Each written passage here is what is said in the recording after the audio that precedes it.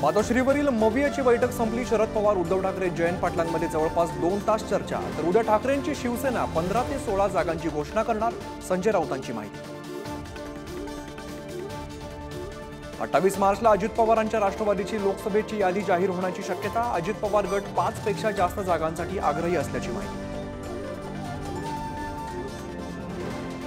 साताऱ्यातून उदयनराजेंच्या उमेदवारीबाबत सस्पेन्स कायम। Ticket fix, मात्र कमळ की घड्याळावर लढणार अद्याप अस्पष्ट। अजित पवारांच्या राष्ट्रवादीच्या घड्याळावर लढण्याचा आग्रह। महायुतीत सन्मान न मिळाल्यास बाहेर पडू, बच्चू कडूंचा पुन्हा एकदा इशारा। तर अमरावतीतून राणांविरोधात प्रहारचा उमेदवार देण्यावरती बच्चू कडू ठाम। काँग्रेसमधील चंद्रपूरच्या उमेदवारीचा तिढा संपला। प्रतिभा धानोरकरांना भाजपच्या सुधीर मुनगंटीवारांविरोधात उमेदवारी, तर विजय वडेट्टीवारांच्या भूमिकेकडे लक्ष।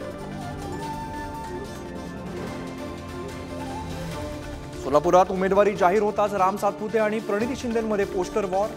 बीडचं पार्सल बीडला पाठवा, काँग्रेसच्या कार्यकर्त्यांच्या पोस्ट व्हायरल।